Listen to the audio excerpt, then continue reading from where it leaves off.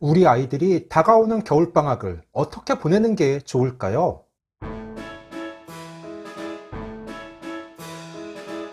안녕하세요. 반갑습니다. 초등교사 해피 선생입니다.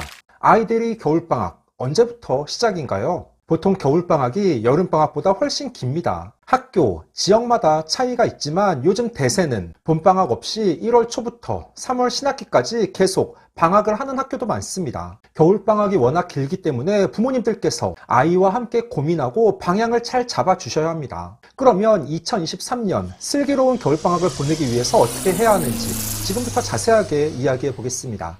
출발!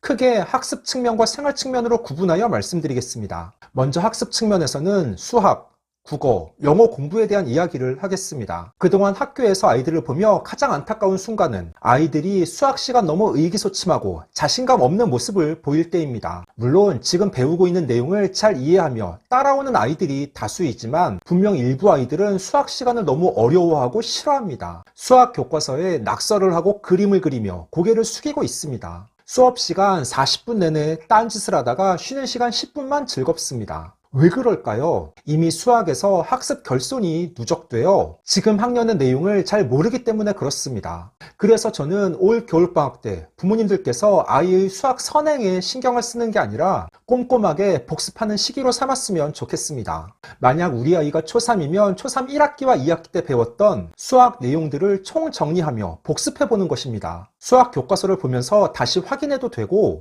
만약 교과서를 버렸다면 기본 문제집을 사서 풀어보게 해도 됩니다. 아이가 초3에서 배웠던 내용들을 모두 잘 이해하며 구멍이 없다면 그 이후 초4에서 배울 내용들을 미리 살펴봐도 무방합니다. 하지만 많은 부모님들은 특히 겨울방학 때 선행을 염두에 두며 빨리 예습을 하는 데 집중합니다. 수학은 선행보다는 완벽한 현행의 이해가 우선입니다. 만약 아이가 지난 학년에서 배운 내용을 잘 이해하지 못하거나 어려움을 겪는다면 다시 천천히 공부하도록 해야 합니다. 특히 수학은 학기마다 6개의 단원으로 구성되어 있는데 모든 단원의 내용들을 정확하게 이해해야 합니다. 대충 적당히 알고 있으면 곤란합니다. 그러니 이번 겨울방학 수학 공부의 방향은 선행이 아니라 철저한 복습에 중점을 두고 꼼꼼하게 확인해 보시기 바랍니다. 다음으로 국어는 읽기와 쓰기가 병행되어야 합니다. 간혹 방학 기간 읽기, 즉 독서만 강조하는 경우가 있습니다. 물론 아이들이 독서 습관은 너무 중요합니다. 특히 방학 기간 아이들과 함께 자주 도서관에 가며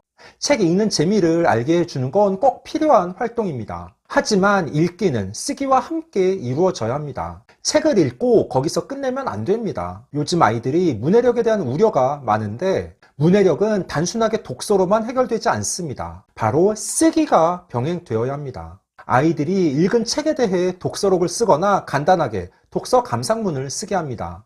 겨울 방학 기간 동안 매일 일기 쓰기를 해도 되고 가족 여행 후 소감문을 쓰는 것도 괜찮습니다. 여기서 조심하셔야 할 점은 아이가 쓴 글을 매일 부모님이 숙제 검사하는 것처럼 확인하면 안 됩니다. 그럼 아이는 글 쓰는 것을 부담스럽게 생각하고 본인이 생각이나 느낌을 솔직하게 쓰지 못합니다. 가끔 아이가 매일 꾸준하게 글을 쓰고 있는지 그 자체를 점검만 하시고 부모님이 매일 검사하며 맞춤법, 띄어쓰기를 지도하는 건 곤란합니다. 아이에게 자연스럽게 쓰는 습관을 갖도록 만들어주기 위해 적절한 교재를 사용하는 것도 괜찮습니다. 추천하는 교재로는 제가 펴낸 문해력이 성장하는 참 쉬운 따라쓰기 시리즈, 쓰다 보면 저절로 감정을 알게 되는 글쓰기도 아주 좋습니다. 다음은 영어입니다. 사실 영어는 학교의 정규 교육만으로는 부족해서 아이의 수준에 맞게 계속 별도로 공부를 해야 합니다. 즉 영어는 학교 교육과정과 무관하게 본인의 실력에 맞춰 꾸준하게 공부를 해야 합니다. 가장 쉽게 접할 수 있는 영어 그림책이나 동화책을 읽고 영상을 보거나 음성을 듣습니다.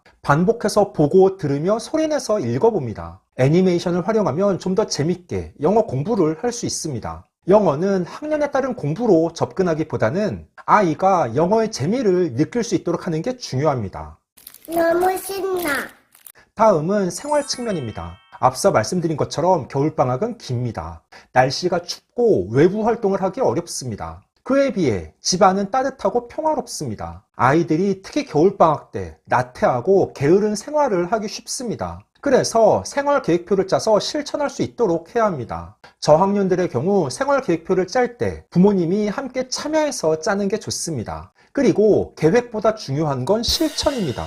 아이가 무리 없이 실천할 수 있는 계획인지 면밀하게 살펴보고 계획표를 세울 수 있도록 해야 합니다. 너무 타이트한 계획보다는 매일 아침 계획을 세우고 그에 따라 실천하며 생활하는 것이 중요함을 아이가 느낄 수 있어야 합니다. 제가 아이들이 자기주도 학습에서 가장 강조하는 게 계획, 실천, 반성의 루틴입니다.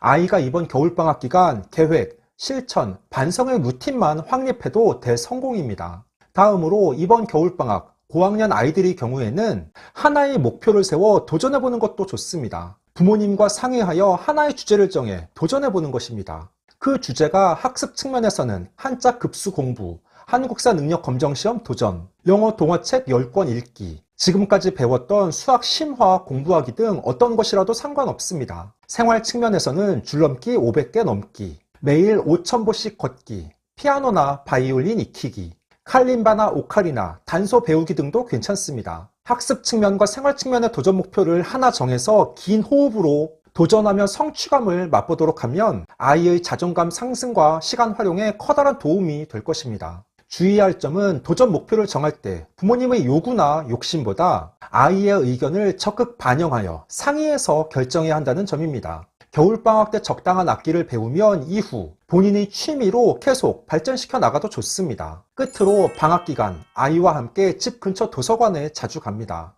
도서관에는 내 또래의 아이들이 책에 빠져 독서하는 모습을 볼 수 있습니다.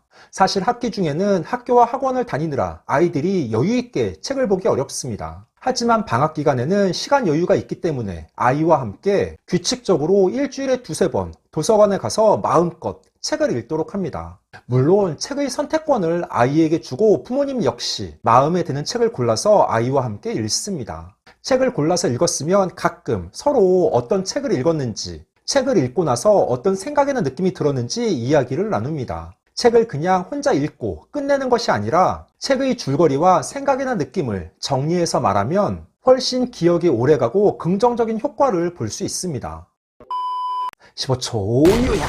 오늘은 2023년 슬기로운 겨울방학 보내기라는 주제로 이야기해 봤습니다. 크게 학습 측면과 생활 측면으로 구분하여 말씀드렸습니다. 학습 측면에서는 수학 복습이 가장 중요합니다. 선행보다는 복습에 치중하여 우리 아이가 지난 학년에서 배웠던 수학 내용을 완벽하게 이해하고 있는지 꼭 확인해 보셔야 합니다. 국어는 흔히 독서만 강조하는 경우가 있는데 읽기뿐 아니라 쓰기를 병행할 수 있어야 합니다. 끝으로 영어는 아이가 그림책이나 동화 읽기, 애니메이션 등을 통해 영어의 재미를 느낄 수 있도록 해야 합니다. 다음으로 생활 측면에서는 방학기간 계획표를 세워서 실천하는 게 중요합니다. 계획, 실천, 반성의 루틴을 지키도록 하며 겨울방학은 워낙 길기 때문에 하나의 도전 목표를 세워서 이룰 수 있도록 해야 합니다. 끝으로 집에만 있지 말고 아이와 함께 집 근처 도서관에 자주 가서 책 읽는 습관을 갖도록 만들어줍니다.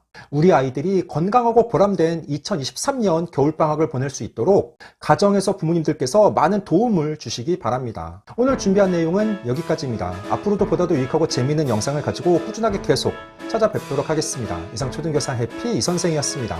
안녕.